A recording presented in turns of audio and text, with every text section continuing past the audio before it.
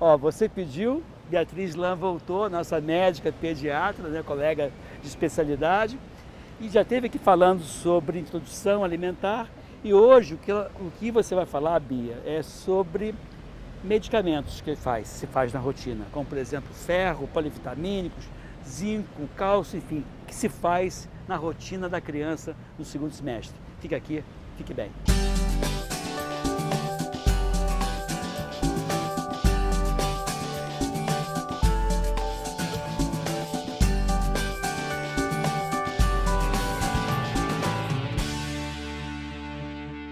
Pois é, e agora, né? Mudou muita coisa. Antigamente se fazia... Eu sou de uma época que não se fazia polivitamínicos, depois se passou a fazer polivitamínicos e agora de novo dá um retrocesso, né? Puxou-se o freio de mão em relação aos polivitamínicos. Como é que está hoje isso?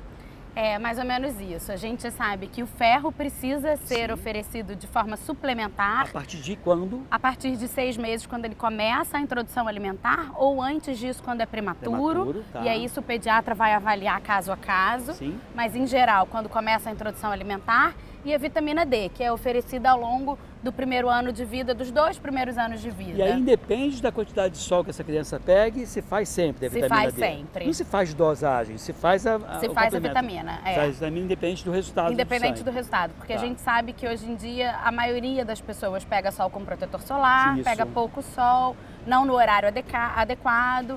Então o ideal é você repor a vitamina D nos primeiros 2 anos de vida. Então, vitamina D nos primeiros 2 anos de vida, ferro antes de 6 meses se for prematuro ou após a introdução de alimentos outros que não leite materno a partir de 6 meses de vida. E o que mais você pode fazer? Se a criança comer de forma saudável e comer todos os nutrientes, como a gente falou no outro vídeo, de comer um ingrediente de cada grupo alimentar, ela não precisa repor mais nada. Certo. Mas quando a gente fala daquela criança mais velha, que tem uma resistência, que já não come quase nada, aí a gente tem que pensar na fome oculta. Isso. Que o que é a fome oculta? É aquele bebê que tem um peso normal, a família não acha que tem nenhum problema de saúde, ele às vezes pode ser até gordinho, e aí quando você vai dosar, você tem uma deficiência de várias vitaminas. A pergunta, assim, nesse caso, você se baseia para fazer polivitamínicos só na anamnese, só no histórico da criança, no que ela come, você vê que nitidamente ela deve ter deficiência, porque ela não faz uma dieta rica em vegetais folhosos, não come verduras, legumes, não come aquele prato colorido, né? Ou você lança a mão de exames complementares, entendeu o que eu estou falando? Assim, Entendi. você vai, olhou, viu, não, melhor fazer logo. Isso vai depender de caso a caso. Tem alguns casos mais extremos que as crianças às vezes precisam até ser internadas por atraso de desenvolvimento ou regressão em algum marco de desenvolvimento. Criança que já estava andando e para de andar e é só falta de vitamina. E aí, nesses casos, a gente vai precisar dosar para excluir outras patologias. E Certo. tem aquelas crianças no consultório que você vê que não come legal, que está faltando alguma coisa, e aí você já pode lançar mão desses polivitamínicos. E a abordagem que você faz com essa criança de 3, 4 anos que já começa a dizer, isso eu não quero, não gosto disso, como aquilo que é mais difícil. Né? Eu acho que quando você trabalha a prevenção, como nós falamos no vídeo anterior, que era a introdução de uma forma lenta, gradual, a partir de 6 meses, é mais fácil de você controlar essa criança. Mas nesses 3, 4 anos começa, não. Tinha um professor antigo lá da UFRJ, que ele deixava a criança sem comer, ele dava só, na época que podia dar suco de laranja, só suco de laranja e mais nada, mas só suco, doutor, só suco. E era suco de manhã, de tarde, de noite. A criança ficava realmente de saco cheio de comer só tomar aquele suco e acabava depois comendo até pedra, né? Tô brincando, óbvio que não. Tirando mas, o suco, o professor estava certíssimo, né? A gente não deve substituir a alimentação. Se a criança não aceitou aquela alimentação, não troque por outra coisa. Isso é um erro muito comum nas famílias. Porque eu ouço assim, é melhor que ele esteja com a barriguinha cheia do que não tenha nada. E isso não é o melhor. O melhor é que ele coma de forma adequada. Então, o biscoito recheado ou a mamadeira não vão substituir o prato de comida. E aí, não desistir. É o que eu falo para os meus pacientes, assim, persistência, paciência, porque não resolve de um dia para o outro. E muita fé, né? Porque, e muita fé. Claro que não é fácil não, né? E trazer a criança para dentro desse universo.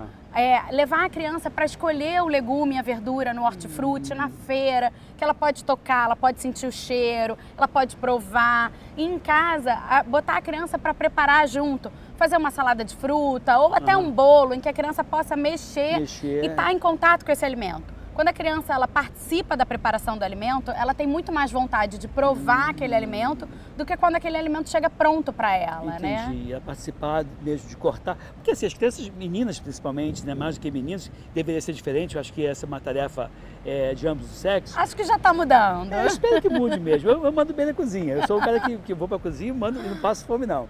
Sei fazer muito mais do que só o ovo frito. Mas assim, essa coisa de você levar, brincar, de cortar, é uma coisa legal. E o pai, eu acho que tem que dar o exemplo, né? Quer dizer, ele Sim. pode pegar essa comida que a criança está preparando, brincando, obviamente com todo cuidado em relação à faca, para a criança não se cortar, sempre com supervisão do pai, do responsável, cuidado com o fogo, né? Porque criança, o ambiente da cozinha é sempre muito perigoso. Então, observando esses cuidados, é muito válido essa participação da criança.